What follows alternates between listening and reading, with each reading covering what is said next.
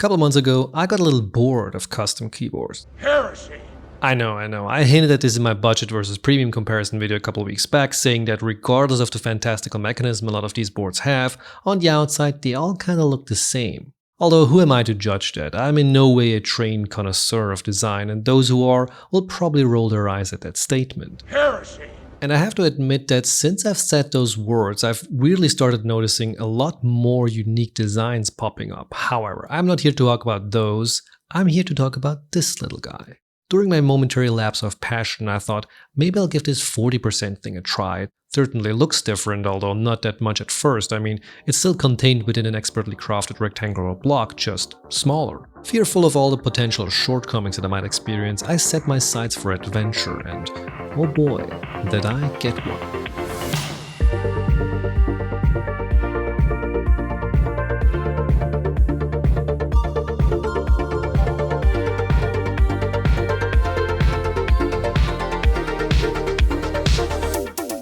Before we get into the befriending of dragons, let's get an overview of the board itself. After all, this is the star of the show, and what a little star it is. Called the Neko by Monokei, this cute 40% board was first released as a group buy back in August of 2021, which I actually missed. It was just about when I started my descent into peripheral hell. Disappointed for missing the sales window, I thoroughly clenched my fist in anger at the heavens. Luckily, years later, literally, it showed up as an extra, proving once more that you shouldn't be bummed out if you're late to the party. There's always a second chance. I even think you might end up getting them before original backers, sometimes, as they have to work through a queue, while extra buyers, at least it seems that way, get served instantly. Sometimes. Anyhow, the Neko was made in collaboration with Singa, another one of those highly regarded design studios responsible for some of the better known boards. Subdued in its overall design, yet showcasing enough characteristics to make you blush when journeying across the surface in search for details to discover. Sporting my now favorite layout, the HHKB, which creates this wonderful symmetrical look that at first I just preferred aesthetically, but later won me over with its usability as well. Sitting on a gasket-mounted PC plate, this board is very simple but satisfying. It doesn't give too much but isn't harsh either, just the right amount for its size. There's no foam, no silicone, and missing them, I do not. No more, no less. For typing, I found tactile switches to be the only choice that works, which I've never experienced on any other board. At first I tried the rose glaciers from Nufi as they color matched to the rest of the show perfectly, but unfortunately they were a little too harsh and scratchy for this rather delicate piece.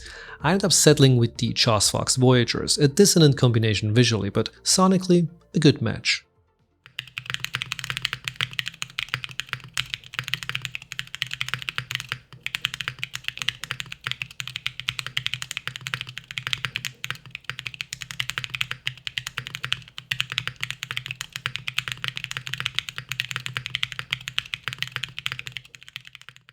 Flipping the cat on its back reveals, well, a cat. I really prefer this raw brass look compared to the overly shiny parts on some of my more flashy boards. I always get scared to scratch them up, and rightfully so, as it does happen more often than I'd like to admit. I went with the little ghost set from Asumiki's and managed to snag the matching blush pink artisan from Monokei as well. Whenever I set out to buy a board, I always hesitate until I find the perfect matching keycaps, which might be one of my more annoying pet peeves, among many others. I also always want, no need to have an artisan to complete the look. However, that's not always possible, and even though I did manage to do it here, it's not perfect. It's actually my only visual gripe, because for some reason Monokei only made an R1 and an R4 version, and as the Neko doesn't have an R4 due to the reduced layout, the little cat sticks out. Not the worst thing in the world, but design aficionados and minimalist conformists will once again roll their eyes. Heresy! But enough chit-chat about KitKats, let's talk about that form factor and whether or not it's actually usable. Short answer is, of course, otherwise why would they make these? But I found a way to get there, unnecessarily complicated, and in retrospect I would approach this much more differently, and if you too are thinking about trying one of these, I hope my discoveries are of use to you. In order to explain what I mean, I want to give you an idea of what you can expect on a 40% board. As you most likely will know, we got all the full-sized boards. I don't have the best representation of this on hand, as the R96 is a rather compact take on that form factor, but it'll have to do. This is where you get all these standard keys: Afro, numbers block, arrow keys, all of it. Next, let's skip the TKL and others and go straight down to 75%, which still holds onto the function row, dedicated arrow keys, but drops much of the right cluster, most notably the numpad. One size down is probably the most commonly found in the custom space, the 65%, which is just the same as before but without the function row. Then we get to the 60s.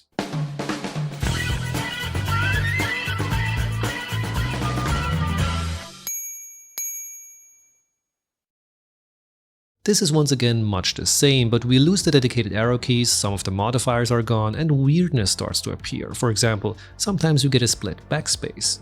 There are more layouts in between, but you probably are already falling asleep, so let's jump straight to the 40%, which further omits the numbers row.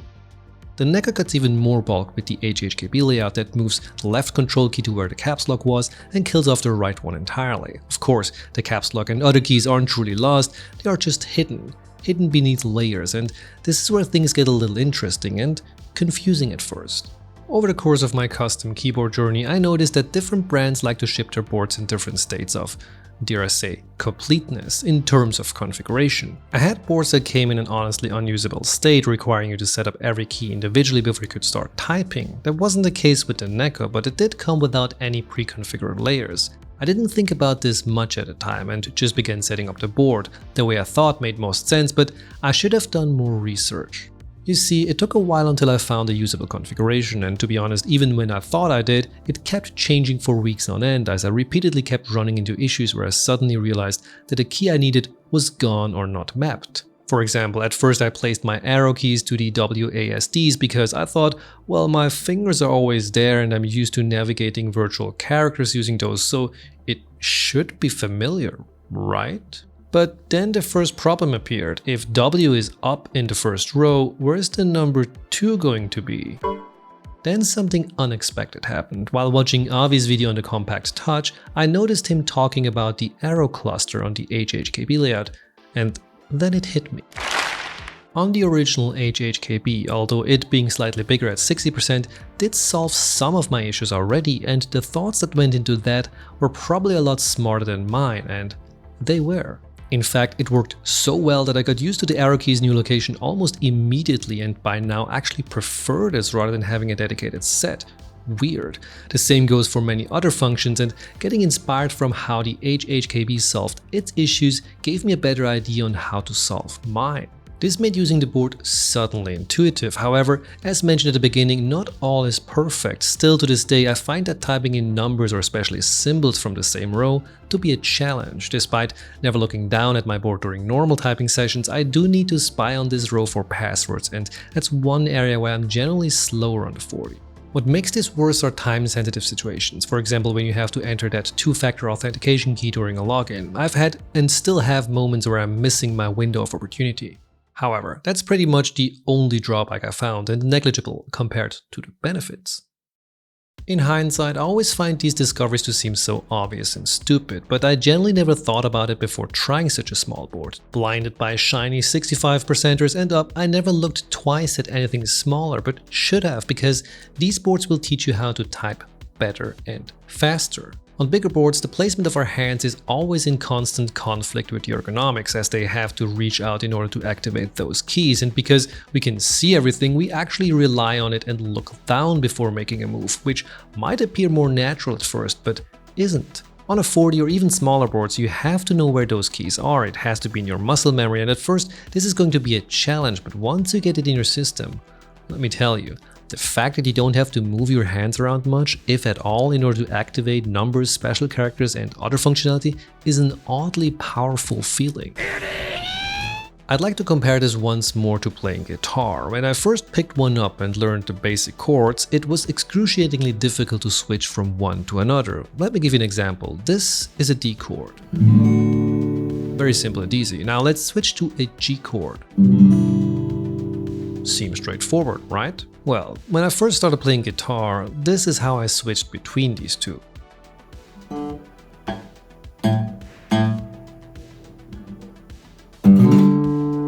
Stop it. Get some help.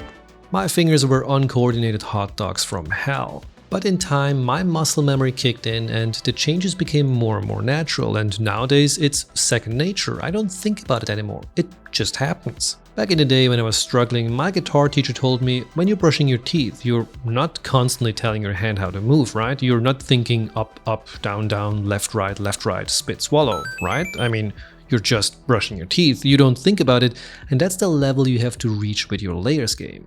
Now, I'm nowhere near that yet. I still struggle every day, especially with the mentioned numbers, but sometimes I hit all the spots on the first try, and it feels good.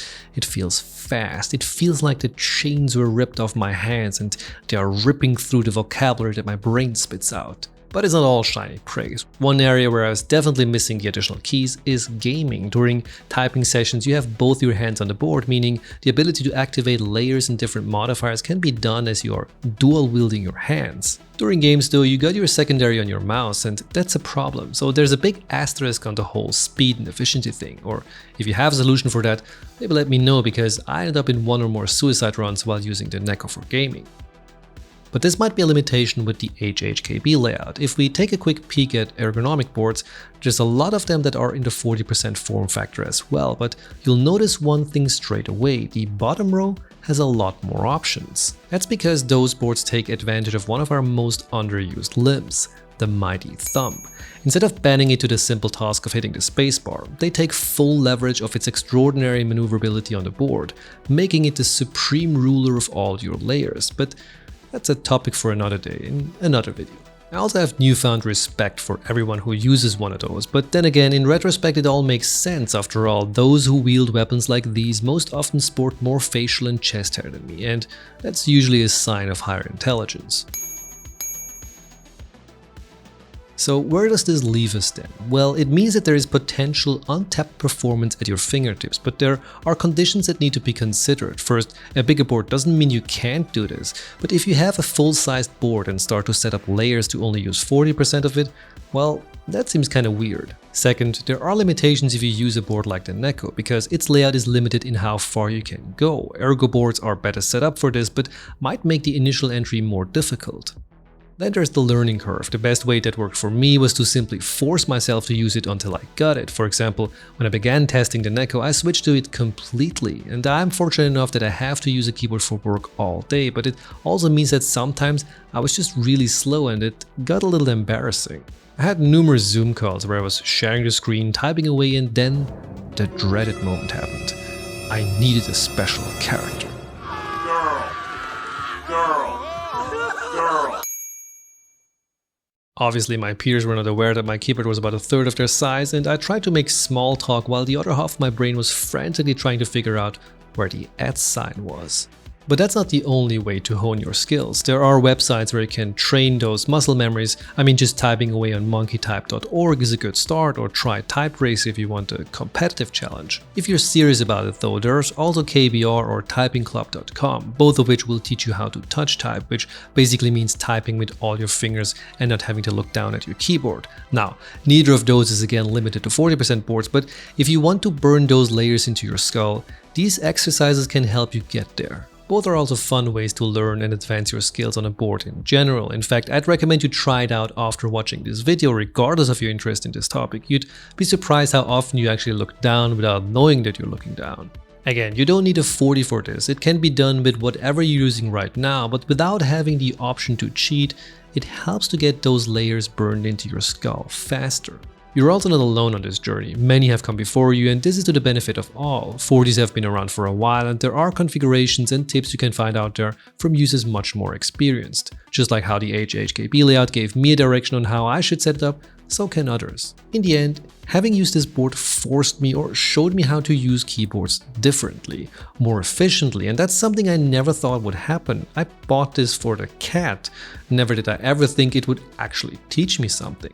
However, I also think I merely brazed the surface on this topic, but I'm curious to see what other powers are kept within this little package. Of course, there are also ortholinear and dimensioned ergonomic keyboards, but I'm not sure yet if I'm tall enough for those rides. So if there's one thing I'd like to leave you with, it's that you shouldn't dismiss these form factors like I did, thinking that they're just made for looks or as a gimmick. There's actually much more to be found here, and again, I'm amazed at how little I still know about this. Maybe the looks have gotten a little boring for me, but it's not always about the looks. Sometimes you just gotta give something new a shot and go on a little adventure. Trust me, it's gonna be a lot of fun. Heresy! Hey, thank you so much for watching this tiny video about a tiny keyboard from my tiny thoughts. What's your opinion on smaller keyboards? Yay or nay? Have you ever tried one? Let me know down in the comments below. Anyway, thank you so much for being here and see you in the next one. Bye.